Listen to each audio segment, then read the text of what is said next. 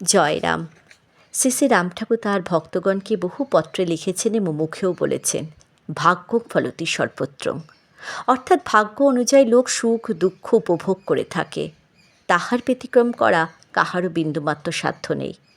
দেব দানব মানব যক্ষ রক্ষ আদি জীবমাত্রই প্রারব্ধের দাস বা অধীন। এই প্রারব্ধ পূর্ব জন্ম অর্জিত কর্মফল হেতু সৃষ্টি হয়ে থাকে। ভবিতব্য বা ভগবান ইহার একমাত্র নিয়ন্তা।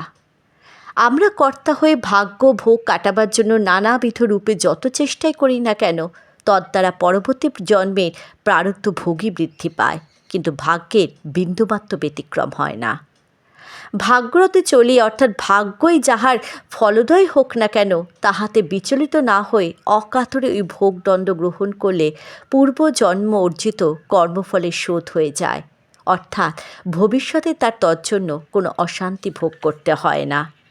ভাগ্যে যাহা আছে তাহা হচ্ছে এবং হইবেই, এই ধারণা হৃদয়ে বদ্ধমূল হলে জীব মাত্রই নানা ভাবনা চিন্তা জল্পনা কল্পনা আদি হতে রক্ষা পেয়ে শান্তিতে থাকতে পারে।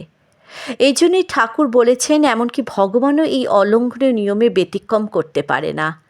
কর্তৃত্ব অভিমান নিয়ে যাগ যজ্ঞ তপস্যা আদি অনুষ্ঠান করে ইহার হাত হতে অব্যাহতি নেই। যাগযজ্ঞের দ্বারা সাময়িক ঐহিক শান্তি পাওয়া সম্ভব, কিন্তু পরিণামে প্রারব্ধ দণ্ড ভোগ করতে হয়। প্রারব্ধের অলঙ্ঘনীয় ভোগের বিষয় আলোচনার কালে একসময় রামভক্ত শুভময়বাবু ঠাকুরকে জিজ্ঞাসা করলেন, প্রারব্ধ ভোগ কি নামেও কাটে না? ঠাকুর তৎক্ষণাৎ উত্তর দিলেন, নামে সবই কাটে। বেদবাণী কয়েকখানি পত্রেও নামে গ্রহ বৈগুণ্যও কাটে বলে পরিষ্কারভাবে তিনি উল্লেখ করেছেন। সুতরাং প্রারব্ধ ঋণ শোধ করতে হলে অবিশ্রান্ত নামের আশ্রয়ে থাকার চেষ্টাই আমাদের একমাত্র সম্বল। অন্য চেষ্টা একেবারে বৃথা।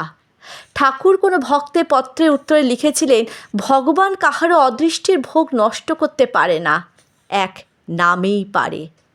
অতএব যখন ভাগ্য ভোগ দণ্ড এড়াবার জন্য নামের আশ্রয় ব্যতীত আর কোনো উপায় নেই, ভাগ্যে যখন যাহা আসুক তাহাতে সন্তুষ্ট থেকে অবিশ্রান্ত নাম জপে চেষ্টা করাই জীবের একমাত্র কর্তব্য। জয় রাম, জয় গোবিন্দ।